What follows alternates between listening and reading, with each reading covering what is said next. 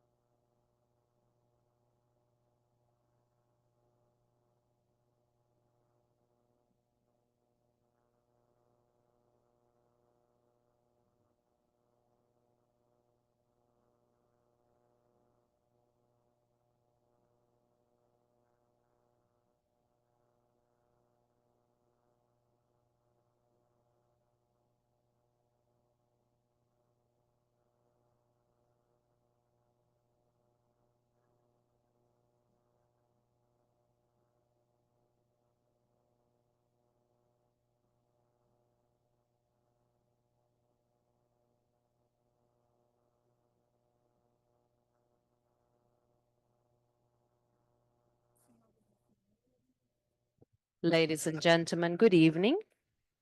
We request to everyone present to please take your seats and keep your mobile phones switched off or on silent mode. In a few moments, we will begin our event. For those of you joining us through our YouTube channel, the Enfam YouTube channel, please register through the link available on the link. This registration should be done for each period of the event.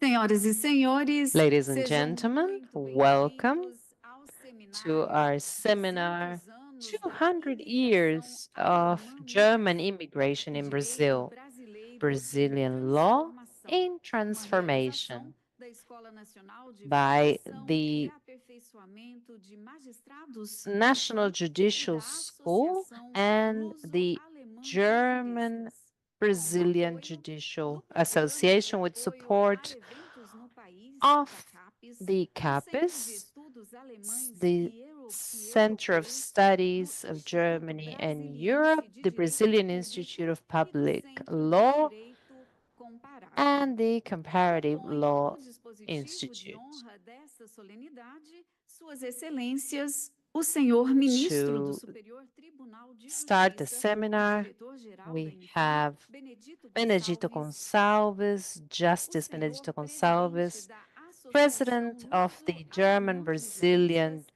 Jurist professor Association, doutor Professor Dr. Stefan Stefan Grundmann, Grundmann, a senhora secretária-geral the da General Associação Secretary of Luso-Alemãs de the German Juristas, Brazilian Jurist professora doutora Association, Professor Dr. Karina Nunes Karina Nunes Fritz. Fritz. Para a saudação de abertura For deste the seminário opening e condução dos remarks, trabalhos, com a palavra, o ministro Benedito Justice Gonçalves. Benedito Gonçalves. Good evening, everyone. It is with great satisfaction that the National Judicial School receives this event to commemorate 200 years of German immigration in Brazil. It is a very important topic, which is Brazilian law in transformation. Let me greet this panel, starting with Professor Karina, who was a great mentor of the event. She really fought hard for it to take place, and she is the General Secretary of the German Brazilian Jurist Association. Professor Stefan is the president, and he is also an academic professor, president of the German Brazilian Jurist Association.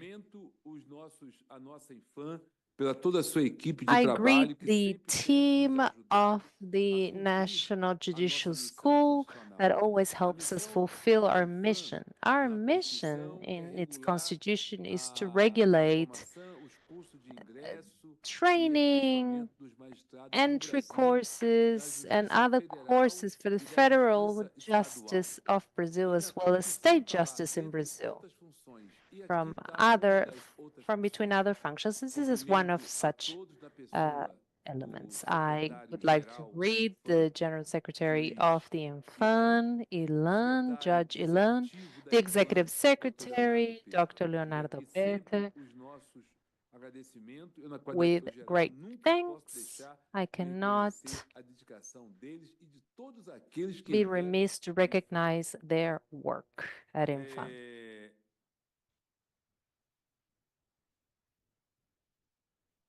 Uma síntese da nossa To imigração sum alemã no up Brasil the teve início German em immigration of Brazil, 1824, it started in quando os primeiros 1824 with the colonos chegaram ao first sul do país, estabelecendo pioneers who came into comunidades Brazil, que establishing rapidamente se communities that tornaram quickly referência became em desenvolvimento econômico, important in terms educação of e inovação. economic development, Como bem innovation, and documenta Louis education. Verne As em sua Louis obra, Verne aspas, documents this very well, a imigração immigration, alemã no quote, German Brasil, immigration in fecha Brazil, aspas, os quote, imigrantes end quote, trouxeram consigo brought não with apenas them not suas tradições just culturais e their agrícolas, cultural mas tradition and, também agricultural modelo traditions, but also the organizacional que organizational model influenciou that fortemente influenced a very economia e strongly a the nossa economy estrutura and social. our social A structure. historiadora The Fanny historian Kaufmann, Fanny em Kaufmann, sua obra, in aspas, her Imigração Alemã works no in Brasil German e immigration in outros ensaios, Brazil and fecha other aspas, essays, destaca que esse highlights movimento that this migratório movement, não this apenas migratory contribuiu movement, didn't para a just expansão contribute to econômica the da financial região expansion sul e of the sudeste, region mas in the south também and teve southeast, impacto but it also significativo had a na significant impact estruturação de in the diversos setores da structuring of sociedade, various incluindo a educação e o sectors of direito. society, including No law campo and jurídico, education. a When it comes tradição to alemã law, se fez the German presente desde tradition os became tempos do apparent Império. from the O time of the Código Empire. Comercial de The Commercial Code from 1850, por exemplo, 1850, for adotou example, elementos adopted inspirados elements no that were modelo inspired germânico da in the época. German model Mais of the tarde, time. o Código Later Civil on, the de Civil Code 1216 por from substituir as ordenações filipinas, concebido sob a 1856 forte was influência do conceived Código under Civil alemão strong de 1900. influence Trouxe of the princípios de 1900s code in sistematizações Germany. It que brings marcaram a systematizations evolução do direito privado no Brasil, that como stressed aponta João Batista de Almeida private law em in sua Brazil. obra, John aspas, Baptist, a in his influência do works, direito alemão no the Código Civil influence brasileiro of em German law 1916, in the fecho aspas. Brazilian A code estrutura desse código foi amplamente highlights that it baseada was na based doutrina alemã, largely on principalmente no que on se the German refere à doctrine, teoria dos referring contratos to e no contracts in conceito de particular and the propriedade. concept of propriety. A nossa Carta da República de Our charter 1888, from por sua vez, incorporou 1877 diversas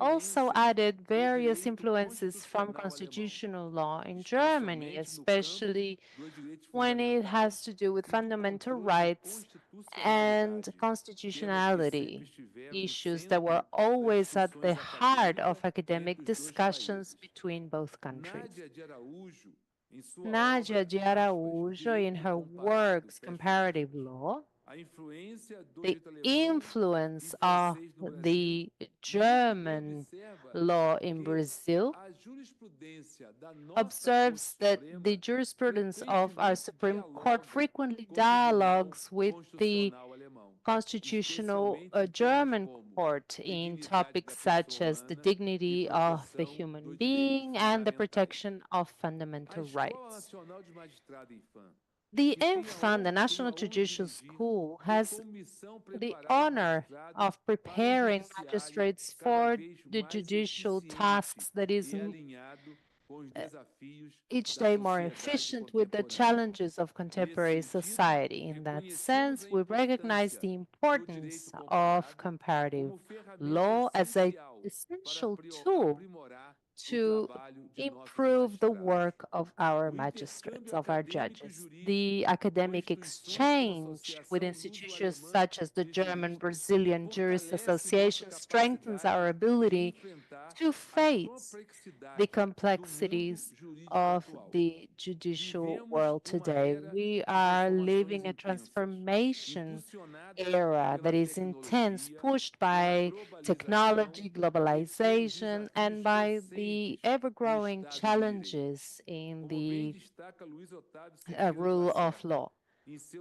as highlighted by Mr. Cerda, in its relations to Brazilian law with the German law. Brazil and Germany, he says, share fundamental values such as judicial security and social justice. The strengthening of that judicial exchange can be one of the ways in which we guarantee a more modern justice and a more efficient justice.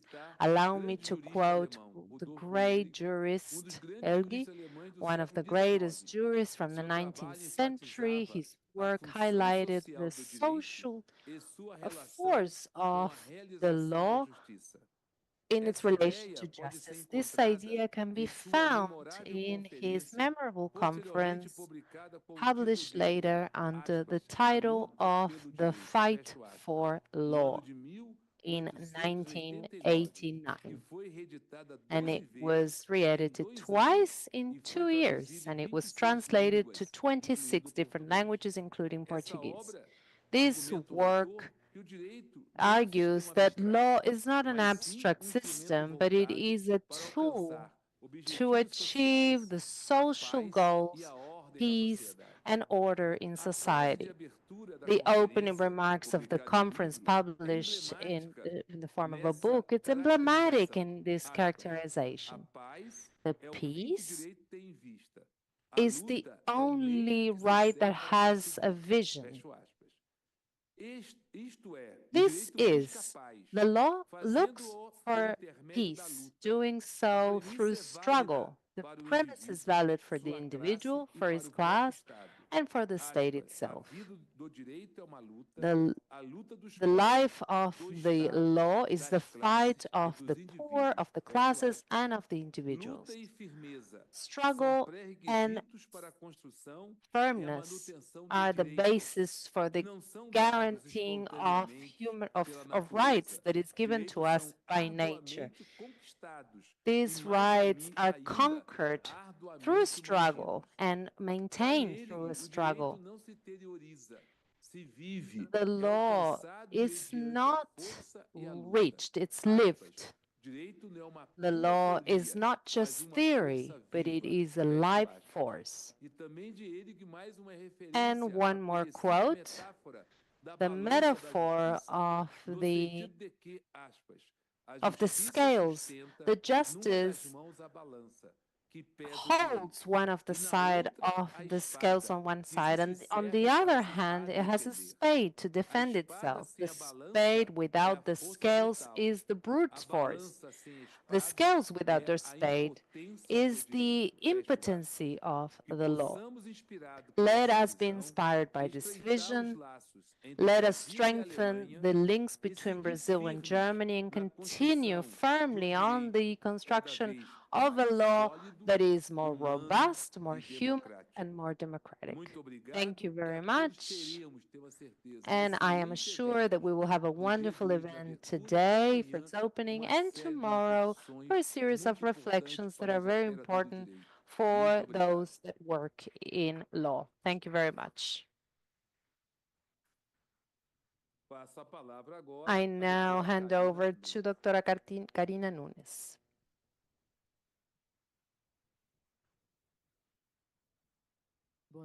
Good evening, everyone. I would like to thank and greet, first of all, Justice Benedicto Gonçalves, Director of the National Judicial School, for welcoming us, for welcoming the German-Brazil Jurist Association throughout today and tomorrow.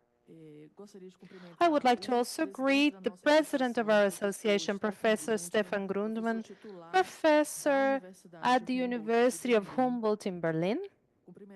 I would also like to greet everyone here present and for those who are joining us through the YouTube channel as well. It is with great joy that the German-Brazilian Jurist Association conducts this event in partnership with the Enfam, with the aim of debating today and tomorrow topics that are current in law, such as issues related on the reform of our code, digital law, the use of artificial intelligence in the judiciary, alternative methods for conflict resolution, and an urgent problem to regulate the platforms and the defense of our democracy. Today, we will have the opening remarks from Professor Stefan Grundmann on enterprise and sustainability, a topic that is very much relevant not just for society law, but for society at large and for future generations. Before I introduce our guest, I would like to request to introduce our association. Que é, na verdade, a tradução do nome em alemão, que é a Deutsche Lusitanische Juristenvereinigung. Ela é a mais antiga associação. This is the oldest association destined to lead to dialogue between Portuguese-speaking law and German-speaking law. It was founded in the 90s by Professor Eric James, who was the professor at the University of Heidelberg. And today, this association groups jurists from Germany, from Brazil, from Portugal, but also from African countries that speak Portuguese, such as Cape Verde, Mozambique, Angola, Goa in India, East Timor, and Macau. In that sense, the association is one of the few associations for jurists in the world that has presence in virtually every continent: Europe, Latin America, Africa, and Asia.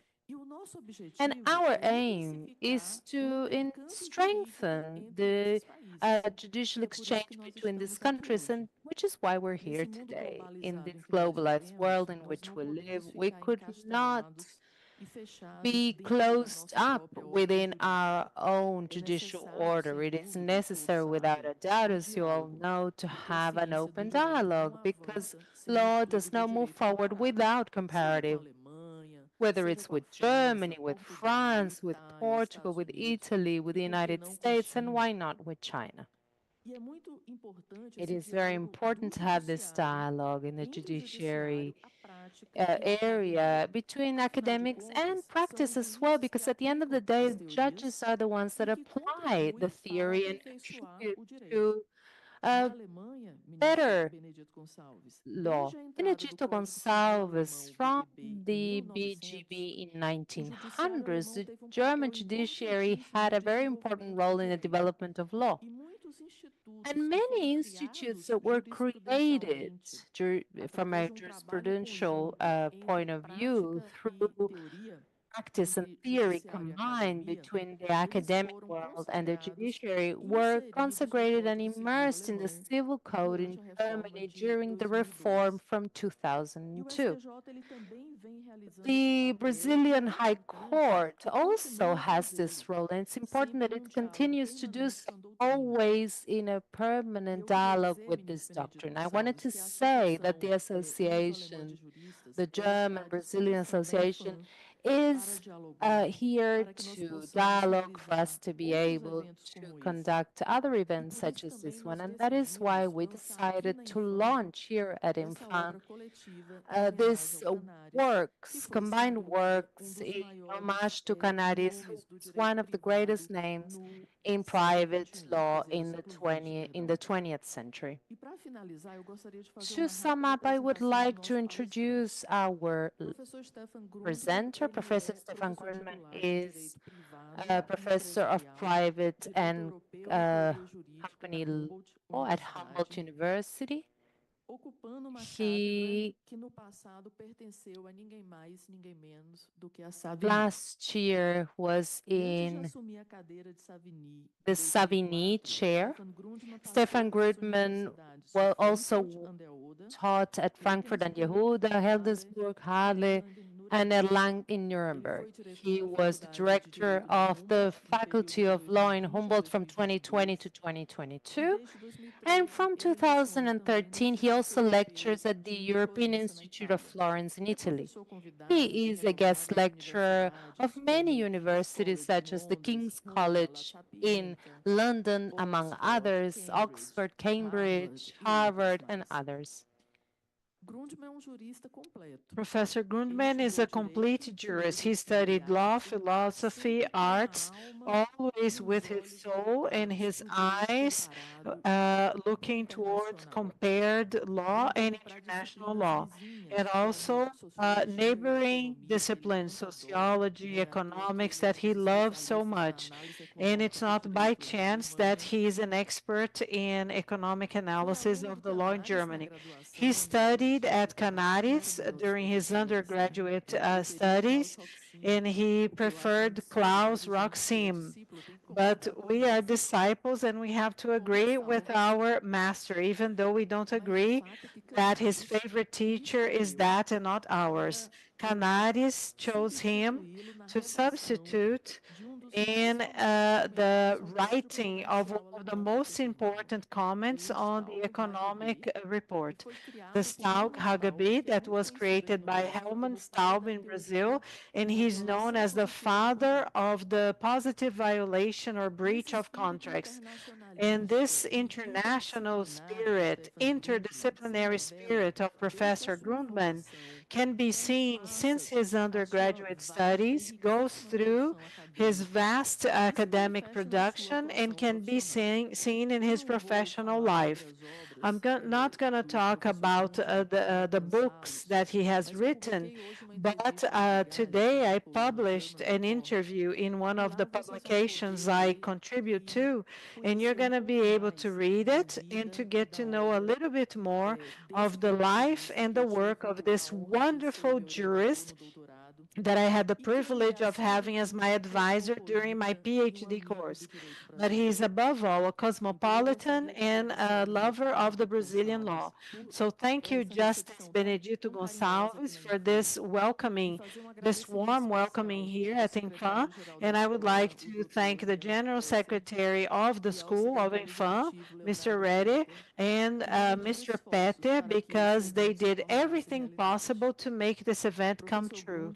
Professor Grundmann, welcome to Brazil, and thank you to all of you. Good evening to all of you. Thank you.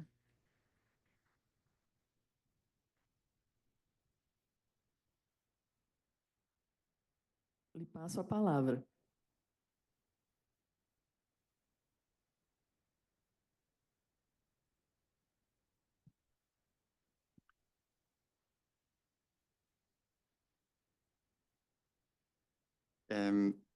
Ministro Gonçalves, Justice Gonçalves, dear Karina, I would have enjoyed to give this presentation in Portuguese. Karina told me, I believe it's going to be more precise in the language that you speak every day. It's not German, but it's English, which is the most common language in the world now. Tomorrow, I believe I'm going to speak a little bit of Portuguese because I love Portuguese. But when Karina said this, maybe my Portuguese is the language of my heart, and it's the Sunday language. So today is Monday, so let's go back into English because it's my day-to-day language. I'm grateful to be to Brasilia again. I was here several times already, and I studied in Lisbon when I started to love that Lusophone world, really. Now, my topic for today is, of course, too big, but if you say transformation, law transforms thinking, you would think that today there is either digitalization or sustainability. Those are the mega themes of our times. I chose, because I work much more there, sustainability. And I chose the EU regime not because I want to teach you a lot about European law, but because the instruments are really universal. Still, they are applied in Europe differently. Basically, I'm speaking about information rules. Now, I speak about what I call the EU sustainable enterprise. The EU sustainable enterprise, but as you see, I will speak mainly about the underpinning theory. What do we think somehow? What is the background to those rules I'm speaking about? So basically what I want to do with you, I hope it continues.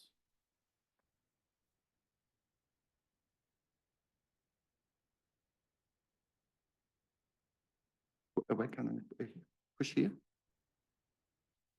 Yeah. No. Okay.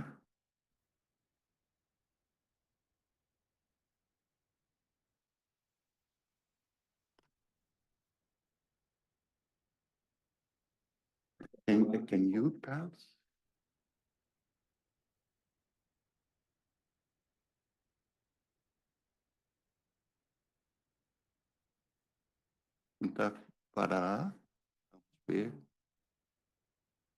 Okay, so I said what I want to speak about mainly is the theory and the novelty of the theory, but of course of a certain regime, and that implies that I have to explain shortly the regime as such, which I will speak about. And then at the end, I will give you an example. That was too quick.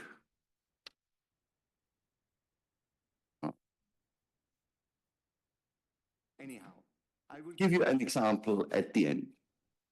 I introduced a little bit of history and basically a survey. A little bit of history is basically that we are speaking about that theme for 50 years now. It started really to become law with what is called the Brundtland Report of '87. And then later on, some 15 years later on, 25 years later on, the Ruggie Report of 2008. What did they basically invent as an idea? They said ecology cannot be a way we pursue without economy. And they said, and actually, ecology is one of the big values for humanity, but human rights is the other big value. So basically, what they announced at that time was that there is a triangle to follow between ecology, economy, and social sustainability. There are a few modulations which basically say, but ecology is more important and there are absolute limits or so, but I don't want to bother you with that. Now, if we look at what I'm speaking about, that is company law, and I have to explain first why company law. You could say environmental law, very easy. You stop the emissions, you put a cap to emissions, or you tax emissions.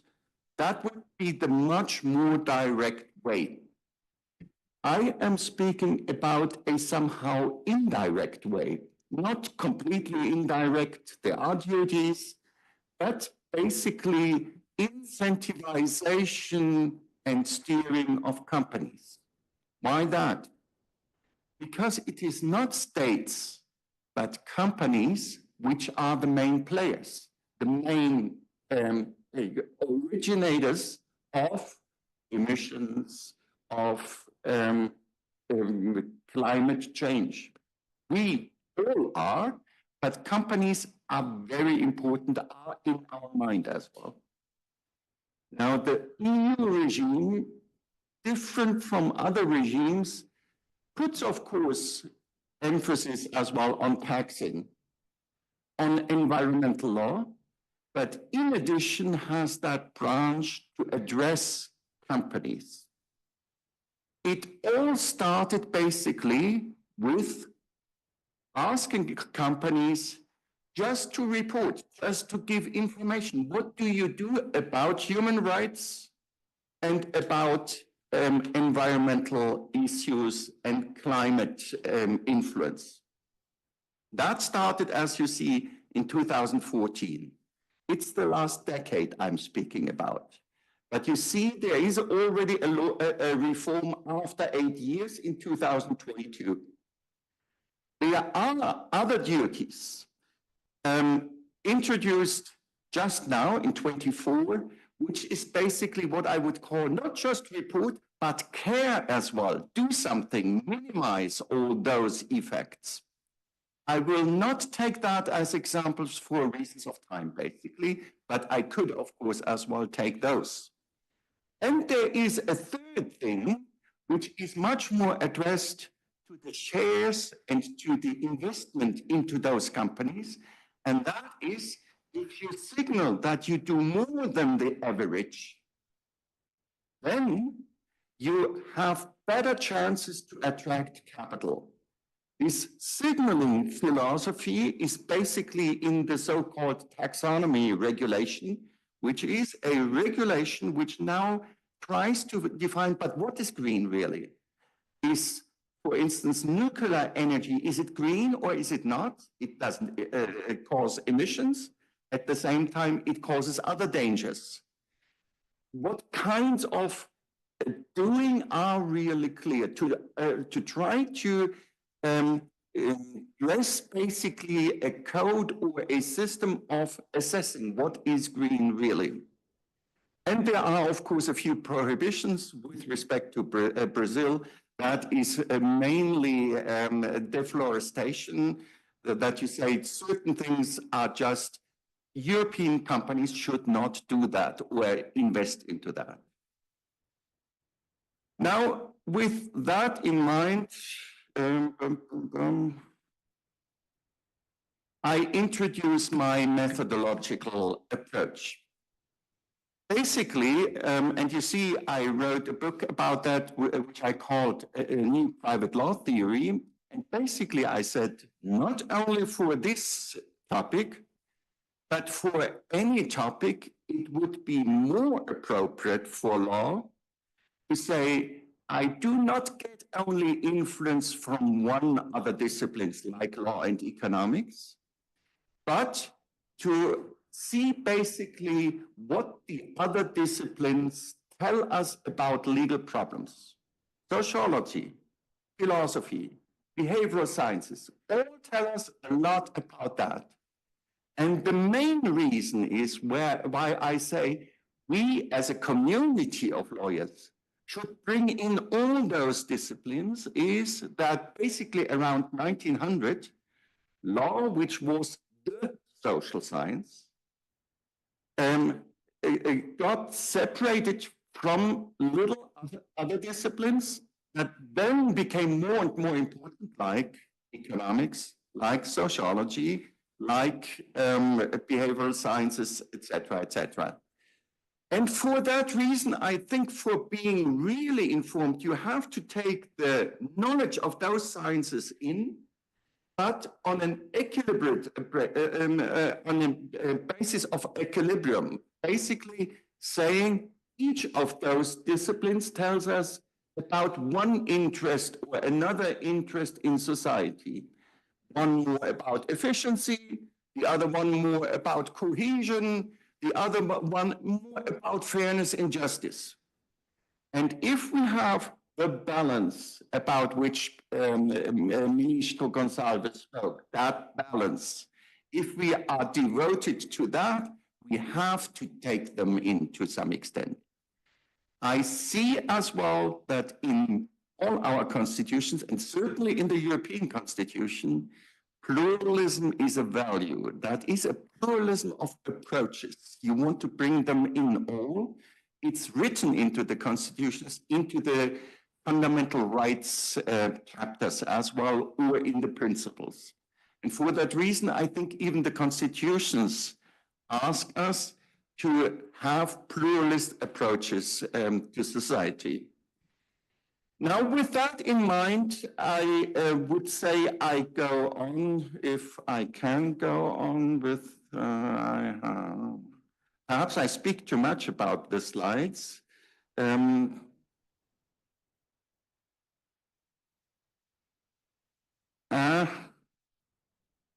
No.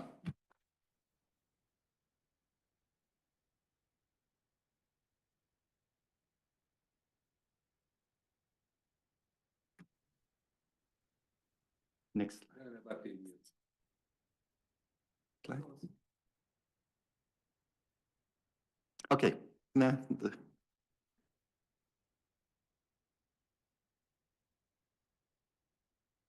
Okay. Now, the European regime is, of course, to be seen against the background that the European Union becomes more and more a political union as well. Now, the directive came much later because the political union started around 2000, 2007. That directive is the directive of corporate social responsibility that is on the reporting. It was called first non-financial reporting directive. Non-financial means normally companies report about their financial status. That is important for creditors, that is important for shareholders, because it decides on the returns from that company. And it is a big shift in ideas that you say, well, companies should report as well on what does not have an impact on their finance, but rather because they have a social responsibility, what they produce as problems, so to speak. So the non-financial reporting sounds very technical, but it indicates a big shift in paradigm already. You even report on your impact you have in the world, even without that being important for your own financial status. The content was, there are only two things which are so important that one imposes on companies that should create returns, of course, normally, as well to report on those non-financial items. And that is human rights and influence on the environment, namely emissions, mainly a climate change related impact. Why that? Because they are so important. And what was the shift? The reporting is on the company as such, but a company normally outsources many, many things. It has a production chain, it has a distribution chain. So the idea was a company in Europe should be responsible for the chains it has and which it steers to some extent. So a responsibility doesn't stop at the border of the company, but where the influence stops. Now, that means reporting on the value chains as well, not only on the company, but on the value chains the company steers. Now, as I said, this directive is already amended 8 years later, and that indicates, of course, it was not ideal in the beginning, and we will speak about that in our one example. The problem, the main problem we will speak about is this reporting under the rules of European law goes, because it's all digitalized and you can read, everybody can read it. It doesn't go to shareholders only, it goes to the public, it goes to the NGOs, it goes to the government, it goes to the public opinion. So who is the addressee of that reporting is our main question. With that in mind, I think I skip, the computer did it already, skip basically the other measures. As I said, there are other measures. There is one now, 24, where one says, reporting is perhaps not enough. Try to minimize those impacts. The burning of a factory in India, or emissions in Brazil, or something. Try to minimize at least, not completely abolish, but minimize at least, and the other things. But as we want to see the theory behind as well, as I said, I skipped those other measures and go now into the theory. All those rules, and mainly, and somehow the reporting rule as well, is to be seen on recommendations which are global. And they are normally, it's written, each region, each state has to find a smart mix of measures, a smart mix of measures. Now, why did Europe find this mix of measures is smart? The first big thing is that Europe, with this reporting directive, but of course as well with the caring, the due diligence directive, introduces now not a soft recommendation, but a hard law recommendation. And of course, once reporting, of course, creates reliability, if you don't say the truth, so to speak, then it's a pretty hard rule already. So that is the one big step to add, so to speak, the sword. You cut as well to some extent because it's seen as being so important. The second thing, and here is the smart mix, it is basically an addition to emission rights trading, taxes, caps to emissions, and all that. That is there as well. So it is basically something in addition. And why do you think that you should have that in addition? That is my real question. Now comes the reach of those duties. What Europe does is somehow it says it is a European regulation, but with global reach. And that is a very new step to some extent as well, because it says European companies have a responsibility outgoing for all their value chains. But in the 2022 update, there was a new layer added as well, and that was incoming. Because with respect to taxes, for instance, or with respect to emission rights trading, you cannot impose that on other companies in the world. That is impossible. You cannot tax a US American or a Chinese company. But what you can do is to say, when you have a certain market share in Europe, you want the European consumers.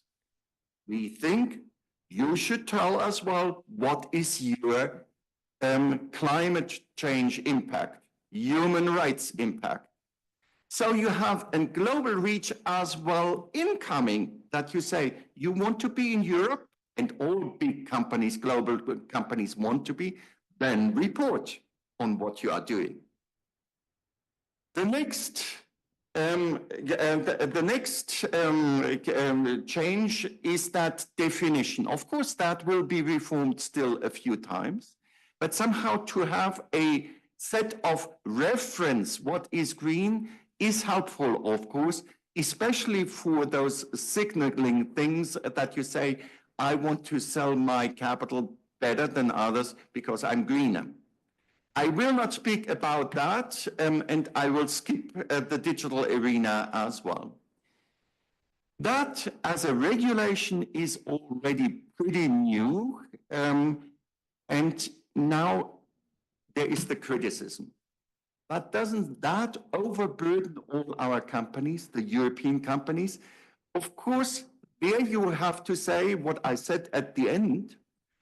You don't overburden only the European companies. You impose that pretty much also to other companies having a share or an impact in the European market.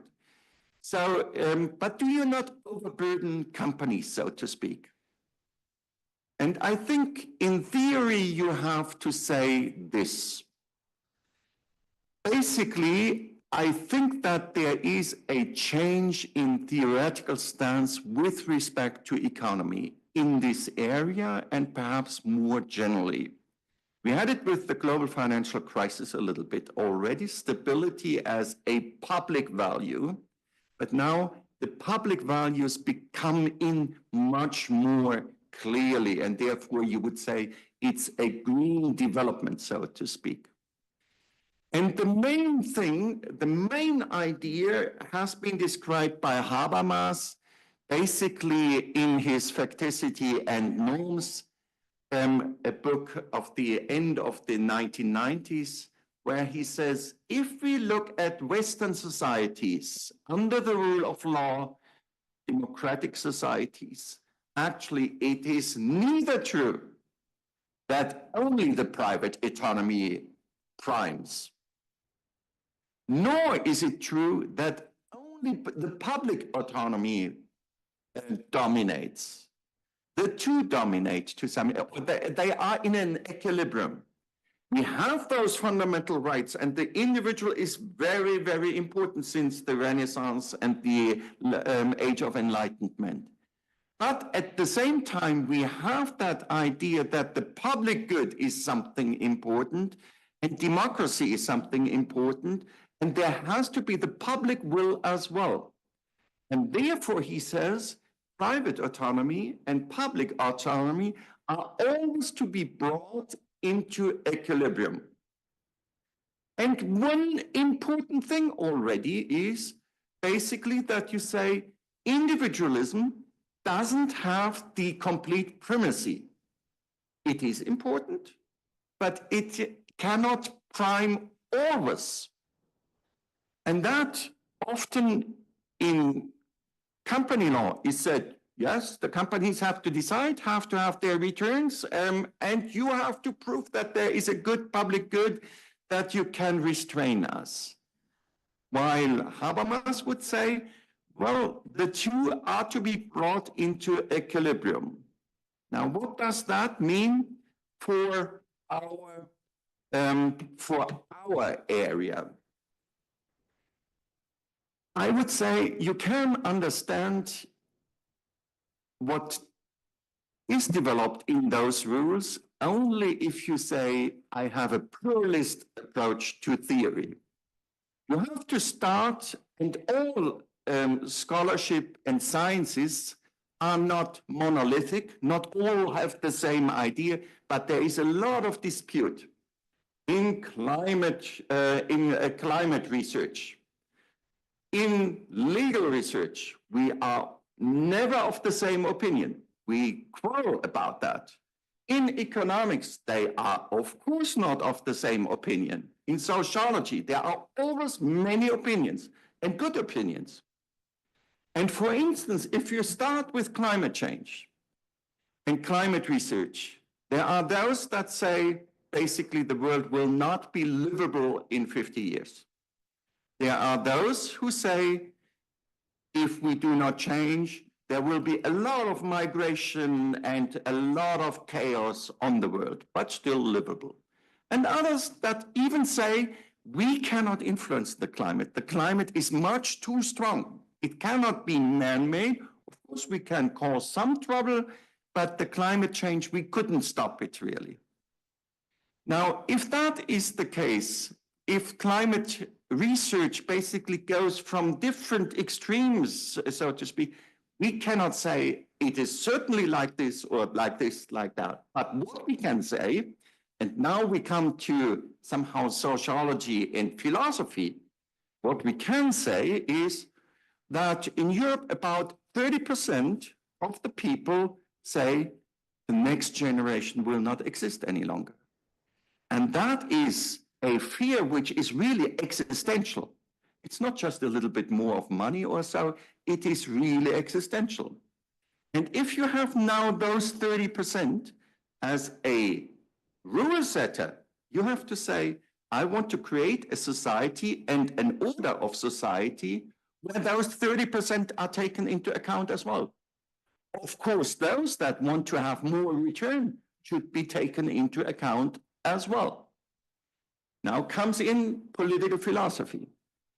One of the most famous images of the political philosophy of the 20th century, John Rawls, with his theory of justice, is that idea that we should decide behind the so-called veil of ignorance.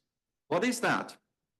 John Rawls said, if we as rational people knew the society, we know the society, but we do not know who we will be in the society. Will I be the CEO or will I be the climate activist? If we did not know that, what would that mean for that situation? And I'm certain that one would say, okay, a bit less of return, even if it overburdens what I said now, somehow the company, a little bit it overburdens. We will have perhaps less income. And having that existential fear that already my children will not live any longer. Probably we would say we have to do a bit more. We have to do something, at least. We have, for instance, to say, well, those that cause climate change most, if that is true, that we can influence climate change, that those, and that is the companies, think of what they are doing. We want to make them aware and accountable for what they do in order to safeguard those 30% that have existential fear, even if it reduces a bit the returns, at least in short run, perhaps not even in long run. And now we come to sociology in red. The big idea of sociology about how norms act is if you believe in a certain value and you have acted along the lines of these values, and even only if you have thought about that value carefully enough, you will more easily internalize that value. See it as your own value, so to speak.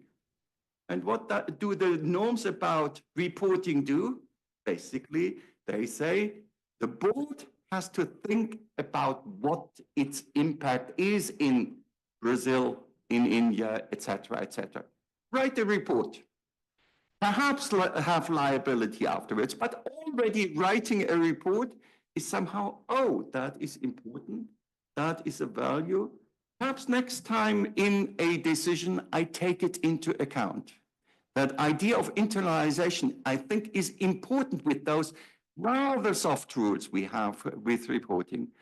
And then, of course, the economists, they say, and that is the Brundtland report was that as well, well, we do it because we will have returns with that. If we create other energies, of course, we can sell those goods afterwards, and that will create return. But the real clash is, it may be that return and green is not the same thing. Often it will be the same thing, but what is the clash? And then we need those other disciplines to say, if we want to have a good equilibrium somehow of the interest, yes, reporting rules, even if they overburden to some extent, perhaps they are acceptable to some. From the societal level to the individual level, I take myself. If I invest, I have 2 daughters, very green. Papa, you are of the wrong generation. I'm decently rich, not very rich. I invest a little bit. In that situation of investment, I'm neither only return-oriented, nor only altruistic. Normally, the disciplines describe it always, you have homo economicus, only return-oriented, and you have those idealists, only altruistic. I think the mixture is the real thing, and that is difficult for a forecast of my behavior, of course, for behavioral sciences. I will say a bit less of return, and my daughters are happy. Of course, I do that, and I show them what nice investment I have done. That is theoretically, a completely new behavioral sciences question you have there. And I would say you have a totally new set of addressees, and that is my example. And you have now something I always thought that was very important theoretically, that is bringing contract law and company law together. Typically, it's two areas. But here, as the value chains are steered by a company, you cannot sever the link between the two. You have to see contract law and company together. And why do I say they belong to each other? Because those are the two areas where private autonomy is largest. It's somehow the center of private law where you can decide really and shape your life via either a firm or a market. And in this respect, you should think them in parallel. Now I come to my last slide, or my last two slides, I think, and that is the example. Now, what was basically the idea of the reform from 2014 to 2022? We had a lot of certain flaws in the reporting directive 2014. It was said the depth of reporting is not enough because you have to report not about the whole production chain, but only the first link of the production chain. And that first link, that first partner had to report on the rest. So that was somehow a compromise, not overburden the European companies, not doing the full reporting, so to speak. And sometimes one said, but those are not the most important items about which you report, which I do not think. Human rights and climate change, I think, are those items where you would say, there you can justify that companies should not only be return-oriented, but public good-oriented. I don't find this criticism very convincing. Of course, you can always say they should report on everything in the world, but then you overdo. Basically, you can destroy a good instrument also by making it too perfect, because then it overburdens really. So I would say that choice is pretty good. And sometimes it was said, but that reporting doesn't say the truth. Because you did not have the need that an accountant looks at it, and you did not have a liability rule. So you could greenwash your reporting and say, I'm very green, without really incurring any risk of liability. And of course, you had still the problem somehow of who is the addressee. Now, the 2022 directive tried to cure quite a bit of those criticisms I spoke about. There is now the accountant coming in. There is now potential liability. There is now a deeper reporting on the whole value chain. And therefore, my last question is really, is the non-financial reporting addressed to an addressee which will perhaps create that conscience of, a better word, so to speak, a human rights and climate change accountable world? I have the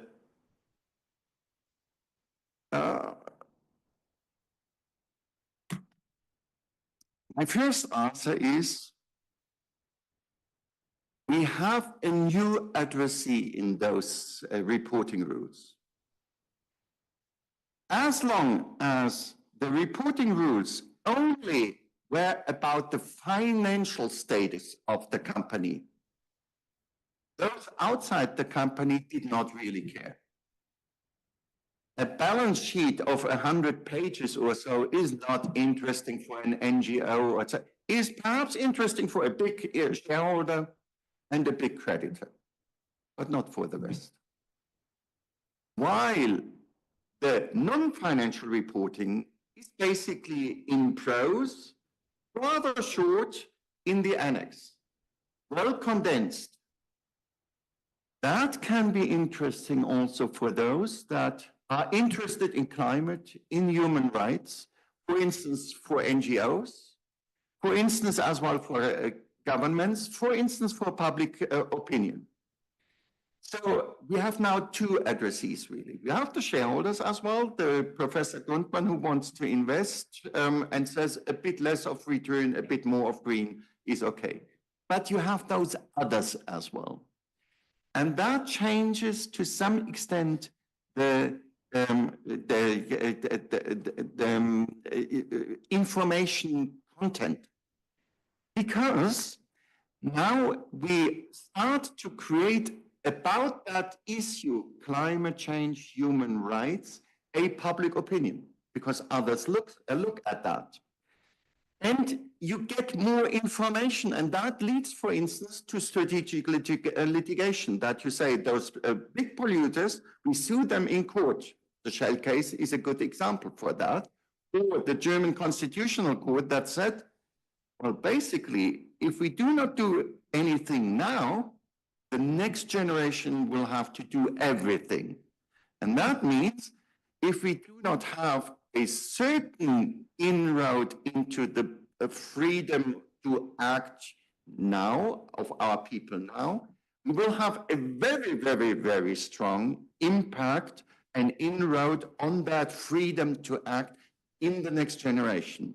And as we are responsible as German Constitutional Court for all mankind, for all German mankind, or at least as far as German law can reach, then we are responsible for the next generation as well.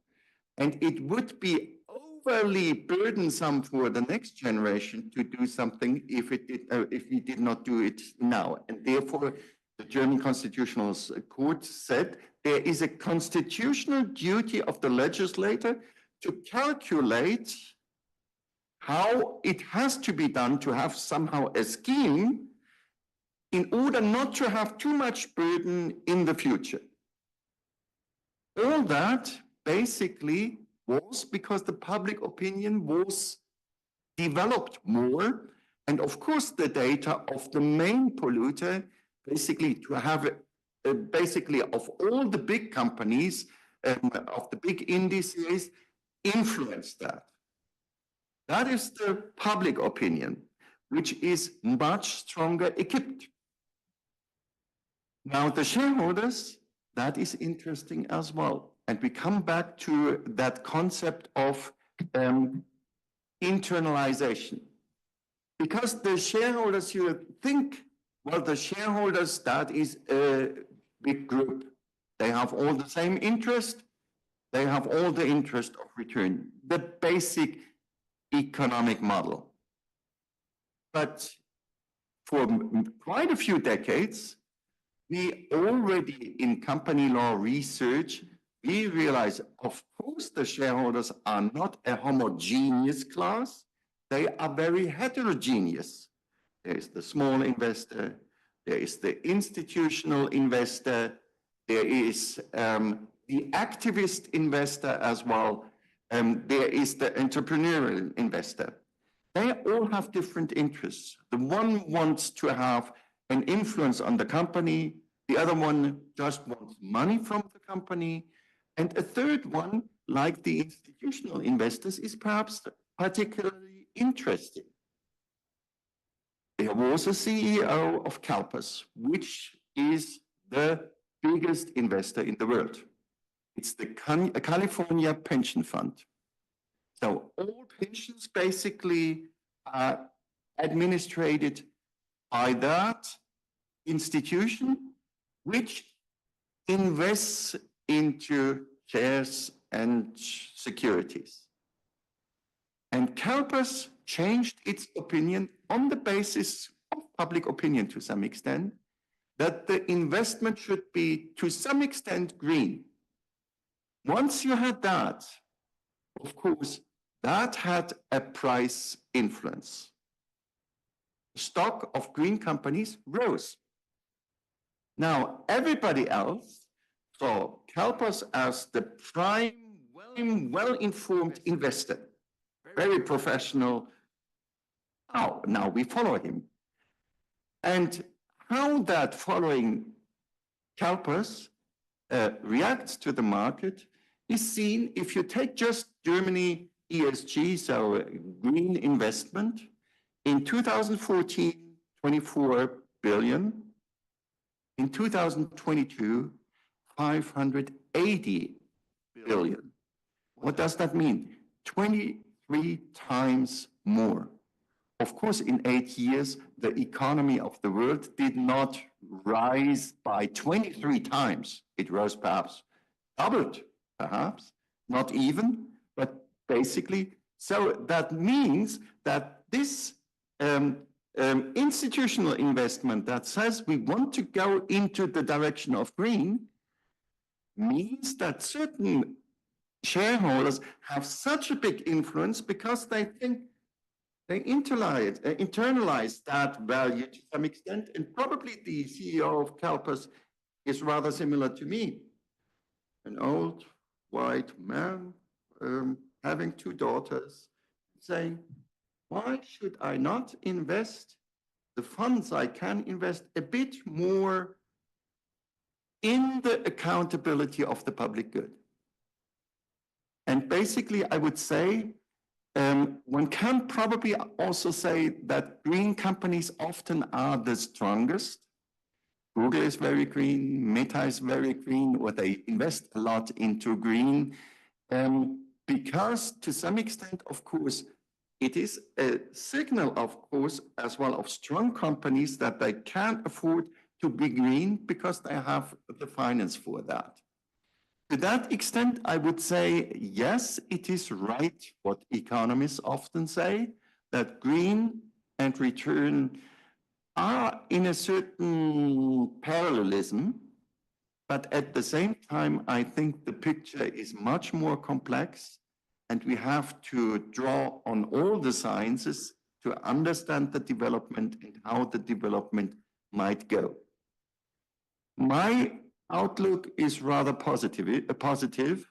I think that it is a big challenge for mankind, but that is basically the right way to approach it.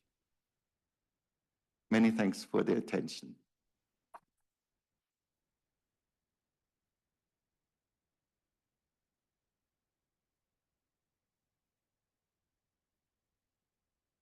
Não podia nosso evento 200 anos. So our event and this partnership between Brazil and Germany couldn't start without this perspective from Professor Grundmann. So thank you very much, sir. I would like to say that in our auditorium, we have Justice Marco Bellisi. He is part of the first session of the Brazilian High Court. And I also see attorney Gustavo Ribeiro, Eduardo Ribeiro. If I haven't seen you properly because of my cataracts, please forgive me. Thank you once again for this presentation. Tomorrow we continue with this event, and I would like to pass the floor to the protocol now, to the Master of Ceremonies. Thank you to all of you for participating in this opening ceremony, and we would like to invite all of you for the book launching The book is called Studies as a Homage to Klaus Wilhelm Canaris, and this will take place in the hall of the auditorium, and we're also going to have a cocktail party. The members of the protocol department are going to help you. Those who are online on our official channel, we would like to inform you that our seminars activities, okay, 200 years of the German immigration to Brazil are going to restart tomorrow at 9 a.m. And so we officially conclude this opening ceremony. Good night to all of you. Thank you very much.